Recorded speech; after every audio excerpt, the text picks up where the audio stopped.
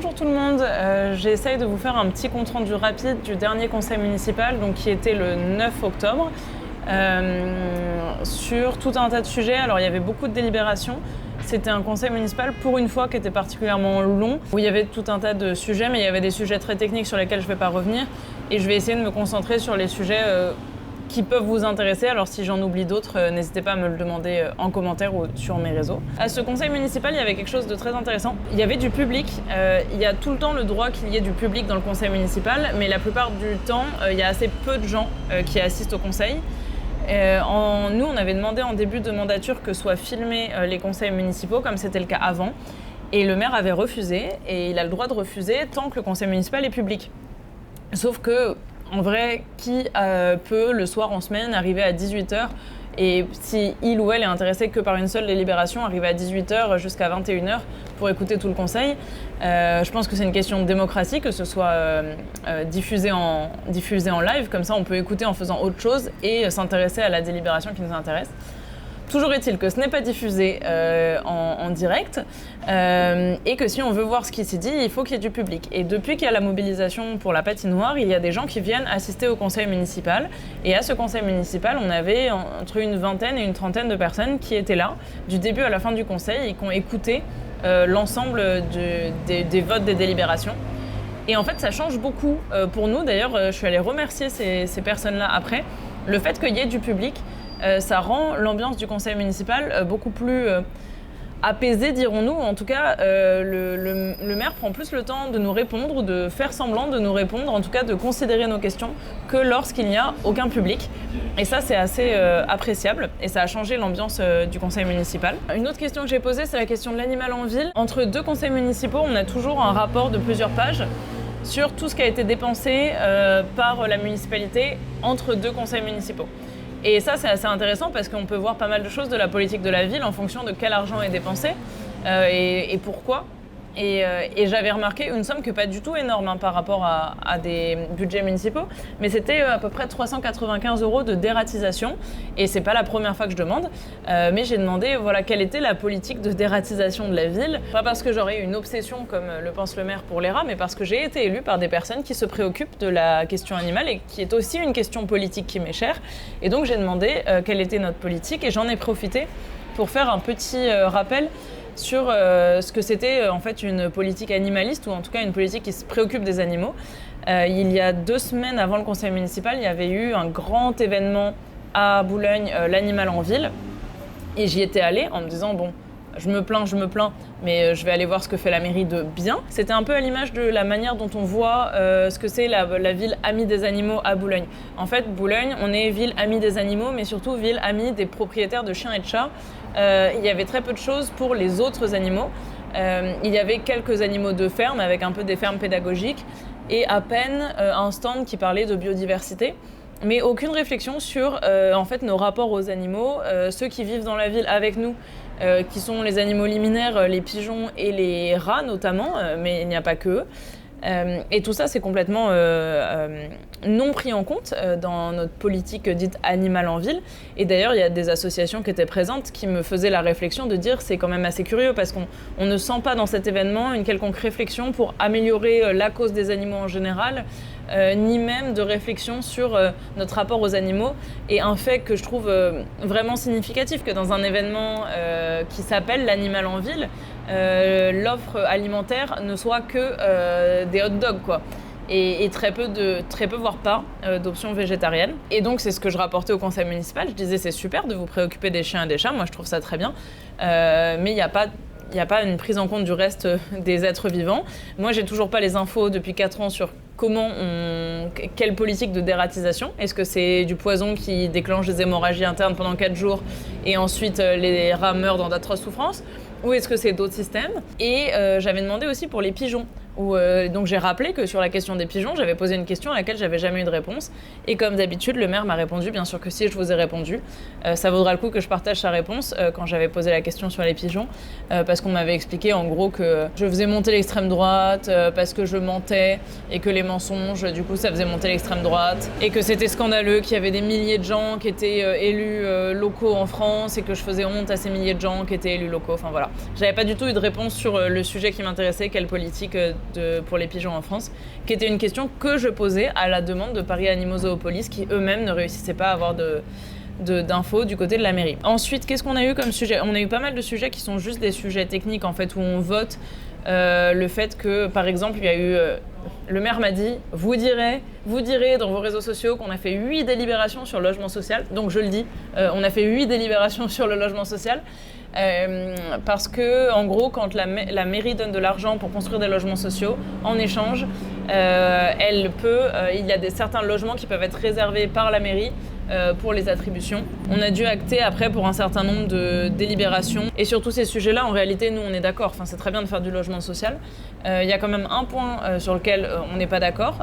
C'est la vision qu'a le maire de qui sont les gens qui ont le droit d'habiter à Boulogne. Et lorsque ma collègue du Parti Socialiste, Judith, a souligné qu'il y avait plus de 6000 demandes de logement en attente à Boulogne, le maire lui a répondu « Ah oui, très bien, mais moi je veux bien faire du logement social, il n'y a pas de problème pour les Boulonnais. Par contre, les autres, regardez d'où viennent les demandes, hein, parce que moi, je ne veux pas accueillir des personnes qui viennent de ailleurs, genre Saint-Denis. » Et ça dit beaucoup que l'exemple de l'ailleurs, des gens hors de Boulogne, ce soit à Saint-Denis. Pourquoi il dit je veux pas accueillir des gens de Meudon ou d'ici les Moulineaux ? Je pense que des gens d'ici les Moulineaux ou de Meudon, ça lui poserait peut-être pas de problème. Mais en tout cas, l'exemple repoussoir pour lui de personnes qui demanderaient des logements sociaux à Boulogne, ce seraient des gens de Saint-Denis. Et du coup, j'ai pris la parole pour relever que moi, je vois pas ce qui dit que les personnes nées à Saint-Denis n'auraient pas vocation ou pas le droit un jour d'habiter à Boulogne-Billancourt, ni où est-ce qu'il était inscrit qu'il fallait être né et habiter à Boulogne depuis 10 générations pour prétendre à demander un logement social ou à demander à habiter à Boulogne-Billancourt. On a fini sur une délibération qui était... on va signer une charte pour le zéro déchet. En théorie, c'est super bien. Moi, quand je m'étais présentée avec mon équipe, on avait tout un programme sur la réduction des déchets, un programme très ambitieux, et notamment sous l'impulsion de membres, de candidats de la liste, qui étaient très investis sur cette question-là. La question du zéro déchet, on s'est dit bon bah c'est super. Et là encore, un peu à l'image de la politique écologiste de la ville en réalité. La ville nous raconte oui on va faire de l'écologie, c'est trop bien. Et quand on regarde sur le zéro déchet, et ben en fait ce qu'on a voté, c'est de signer une charte sur laquelle on nous dit que dans chaque catégorie il y aura une action par an. Et chacune de ces actions, c'est des trucs, par exemple, je prenais l'exemple, il y a une catégorie, c'est sur la catégorie des écoles. Dans la catégorie 1, accompagner les établissements scolaires et périscolaires, ce qui est important. Si on imagine qu'à ce jour, il n'y a aucune action qui est déjà mise en place, il est possible de s'engager à la première année faire l'état des lieux. Bon, c'est important, mais c'est bien, donc ça fait la première année l'état des lieux. Deuxième année, on fait la mise en place d'un éco-délégué. Ok, super. Troisième année, on accueille un événement sur le zéro déchet. Quatrième action qu'on peut faire, c'est promouvoir et organiser un événement autour de la réutilisation du matériel scolaire. Et ensuite, on peut faire installation d'un compost. Bon, bah là, ça fait 5 ans. Et à la fin, la seule réduction des déchets qui aura été faite, c'est l'installation d'un compost. C'est quand même vraiment très très minime en termes d'engagement et de trucs contraignants que la ville fait. Donc c'est ça que j'ai essayé d'expliquer et surtout j'ai demandé est-ce qu'on pourrait nous informer parce que là on nous fait voter une liste de choses que la ville pourrait faire. On nous informe pas du tout de ce que la ville fait et de ce que la ville s'engage à faire. Et encore une fois, grâce aux personnes du collectif des écologistes qui sont très engagées sur le zéro déchet, j'avais pu en discuter avec eux avant et proposer des plans réellement ambitieux sur la réduction des déchets. Par exemple, la ville pourrait faire la promotion de textiles sanitaires réutilisables. Il y a tout un pan, c'est vraiment un exemple symbolique, mais qui relève et qui révèle une vraie ambition d'une collectivité pour le zéro déchet. C'est par exemple mettre en place des structures pour les couches lavables. Il y a un levier qui n'avait pas du tout été évoqué, c'était la commande publique. Ça, c'est comme si ça n'existait pas chez nous. Il y a plein de leviers structurels pour faire changer globalement, alors on va pas faire changer la France, mais en fait une ville comme Boulogne, avec le budget de Boulogne, on peut engager des leviers structurels pour changer réellement la politique. Et concernant le zéro déchet, on a des leviers énormes. Cette charte qu'on signe, elle semblerait relever en vrai plus du symbolique et encore d'un vœu de bonne volonté que de vraiment changements structurels que la ville lancerait pour le zéro déchet. On a quand même voté pour évidemment parce que moi, comme je dis au maire, chaque petit pas qu'ils font, c'est toujours ça de prix et donc on les encourage. Et enfin, on a fini avec des questions orales et des vœux qui étaient présentés par les différents groupes. Et pour ça, tous les soutiens de la patinoire étaient restés parce que deux des vœux ou des questions orales concernaient la patinoire. Et moi, j'avais réservé un vœu pour la question de la Croix-Rouge. Comme beaucoup de gens qui regardent sont intéressés par la patinoire, je finirai par la patinoire. La question du dispensaire Croix-Rouge, c'est une question qui concerne énormément de gens. Sur l'île de France, il y avait 6 centres Croix-Rouge qui étaient des lieux où il y avait des médecins, mais de différentes spécialités, et qui permettaient aux personnes, souvent les plus précaires, d'avoir accès à des médecins conventionnés secteur 1. Parce que si Boulogne n'est pas un désert médical, 60% de l'Île-de-France en gros peut être considéré comme un désert médical. Boulogne n'en est pas un, pas encore. Mais Boulogne est quand même un endroit où c'est difficile de trouver une offre de soins accessible en termes de prix ou en termes de délai pour avoir un rendez-vous quand on n'a pas encore de médecin traitant. Et ces centres Croix-Rouge recevaient jusqu'à 12 000 patients par an. Sur l'ensemble des centres, c'était 40 000 patients chaque année. Et beaucoup d'entre eux avaient leur médecin traitant dans ces centres Croix-Rouge. C'est aussi, ces centres-là, ils accueillent aussi du public qui est en général en moins bonne santé que la moyenne des patients, et donc qui ont besoin aussi de plus de temps et plus d'accompagnement. Et donc ça coûte plus cher, c'est d'ouvrir des centres ouverts à tous en gros, et y compris pour les plus précaires. La Croix-Rouge a décidé de les fermer cet été, et elle a un peu mis tout le monde au pied du mur. En juillet, ça ferme. Et en laissant beaucoup de gens sans trop de solutions de repli. Donc nous, les écologistes, on a demandé à la mairie que soit engagée une étude sur la possibilité de municipaliser ces centres de santé.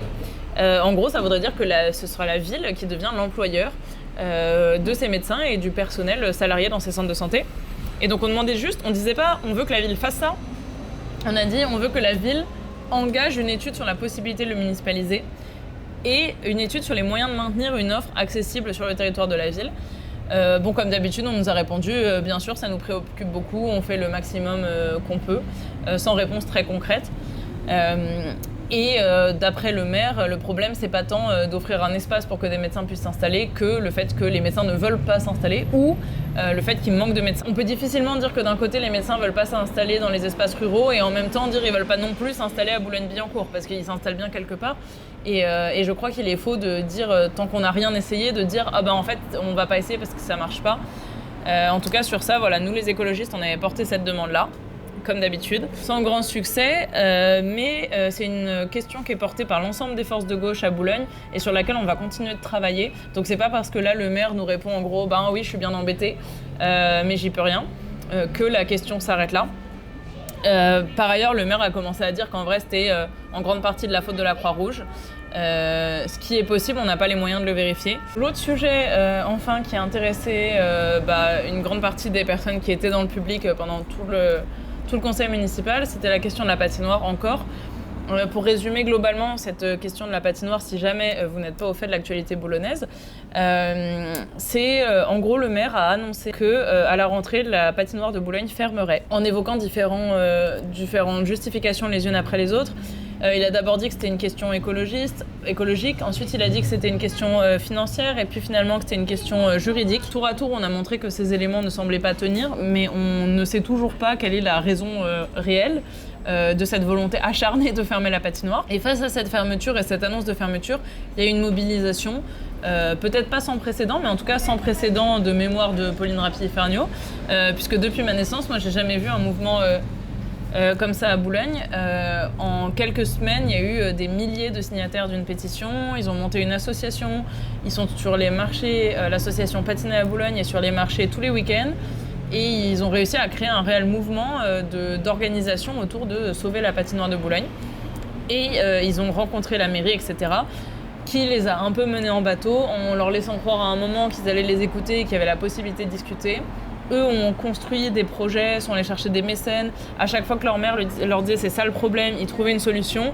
Et en fait, à chaque fois, ça devenait autre chose le problème. Et aujourd'hui, quand on écoute le maire, il nous dit carrément que la fermeture de la patinoire, c'est à cause des clubs et des associations. Pas des clubs, des dirigeants des clubs, parce que ce seraient eux, en fait, qui, par leur comportement, par leur mauvaise foi, leurs mensonges, rendraient le dialogue impossible. J'y crois assez peu, dans la mesure où, en fait, moi-même, quand je pose des questions, ce serait de ma faute et de mes mensonges et de ma mauvaise foi, si, en fait, on me donne pas les réponses. Je trouve que c'est un peu vite et souvent la faute des gens qui osent poser des questions.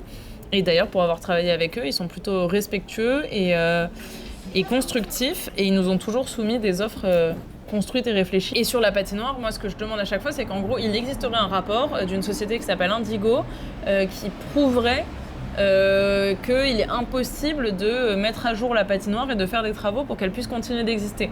Moi je veux bien. Mais en fait, dans ce cas-là, il faut qu'on l'ait aussi le rapport, parce que l'opposition n'a jamais eu entre les mains ce rapport qui prouverait de manière irréfutable qu'il faut fermer la patinoire. Donc j'ai demandé à chaque conseil municipal ce rapport, on l'a jamais eu. Je l'ai redemandé il y a quelques jours. Là, c'est du coup les socialistes qui ont proposé un vœu, donc proposé de soumettre au vote le fait qu'on rouvre la patinoire, parce que même si on avait voté la fermeture, on avait voté que ça fermait en décembre. Et donc on avait proposé une prolongation jusqu'en décembre. La patinoire aurait dû réouvrir au début du mois d'octobre et ça n'a pas été fait parce que le maire n'a simplement pas envoyé de courrier disant en gros, enfin n'a pas signé d'acte en actant la remise en glace. Donc la patinoire est fermée dès maintenant. Les socialistes ont proposé un vœu disant qu'on la rouvrait dans 10 jours. Le maire s'est pas embêté, il a même pas soumis le vœu au vote. On se doute que la majorité municipale l'aurait pas voté, mais en tout cas, il n'a même pas été soumis au vote. On va s'installer dans le nord de Boulogne, dans le bâtiment qui était le bâtiment du théâtre de l'Ouest parisien, comme sur le principe des cafés joyeux, où c'était donc des cafés où les serveurs et serveuses sont des personnes porteuses d'un trouble du spectre autistique. On aura ça, mais version cinéma en gros. Et je crois que c'est un projet qui est une première en France. Et ça, c'est plutôt chouette. En fait, moi, je dis beaucoup ce avec quoi je suis pas d'accord à la mairie, mais il y a des choses qui sont bien. Et nous, on a voté à chaque étape pour ce projet. Et le maire nous racontait qu'il y avait des habitants de ce coin de Boulogne qui se seraient inquiétés qu'une forte concentration de personnes handicapées dans leur quartier pourrait faire baisser les prix de l'immobilier. Mais sur ça, je trouve ça très bien que le maire ne lâche pas et continue à porter ce projet. La politique de Boulogne en faveur des personnes porteuses de handicap. Je ne sais pas si elle est assez ambitieuse comparée à d'autres villes, mais en tout cas, il y a une sincère volonté et des politiques mises en place. Et d'ailleurs, on ouvre aussi des structures d'accueil dans plusieurs écoles pour des personnes porteurs de handicap. Donc il y a une vraie politique sur ça que je trouve pas mal. Et comme ça, le maire pourra dire que je souligne des trucs bien qu'il fait. C'était aussi un conseil municipal marqué par le fait que le maire a fait preuve d'un paternalisme de compète à chaque fois. Bon, c'est déjà le cas à chaque fois qu'il s'adresse à moi. Mais là, j'avais presque le droit à chacune de ses prises de parole à une petite remarque à mon intention, et nanana Pauline Rappi-Ferniaud, et nanana Pauline Rappi-Ferniaud, jusqu'au point où en fait quand il me voit sur mon téléphone, il s'interrompt pour dire d'ailleurs Madame Rappi-Ferniaud n'écoute pas, comme si j'étais son enfant un peu. On a un peu l'impression que, enfin c'est le cas d'ailleurs, et parce que monsieur a l'âge d'être mon père, il a l'impression qu'il peut se comporter avec moi comme si j'étais sa fille. Et ça m'a un peu... Enfin, en fait, maintenant, j'ai décidé que j'allais plus laisser passer en me disant ça me glisse dessus. Là, à chaque fois qu'il me faisait une remarque que je trouvais déplacée, je reprenais la parole sur la délibération suivante en disant voilà, en fait, vous n'avez pas à me parler comme ça. En re-regardant l'extrait vidéo, je trouve que j'ai été super gentille dans la manière dont je lui ai dit. Donc, si vous voulez plus d'infos, n'hésitez pas à m'écrire, ça me fera plaisir de vous répondre. Si vous voulez assister au prochain conseil municipal, c'est ouvert au public. C'est toujours intéressant. Si même vous êtes proche des écologistes, du Nouveau Front Populaire, etc., nous on essaye de les préparer en commun. C'est-à-dire que quand je reçois les documents, je partage l'ordre du jour et je demande si des délibérations intéressent des personnes. Et si c'est susceptible de vous intéresser, n'hésitez pas à m'écrire. Et on fait des réunions avant les conseils municipaux pour discuter collectivement des sujets et des questions qui pourraient être abordées. Et si ça vous intéresse, vous n'avez pas besoin de prendre votre carte à un quelconque parti. Toutes les Boulonnaises et tous les Boulonnais sont les bienvenus pour travailler sur cette instance démocratique qui ne fonctionne pas de manière très démocratique. Et si vous avez regardé cette vidéo jusqu'au bout, vous pouvez mettre en commentaire Perrier-Menthe, comme ça je sais que vous avez vu cette vidéo jusqu'au bout et ça donnera envie aux autres de le regarder jusqu'au bout.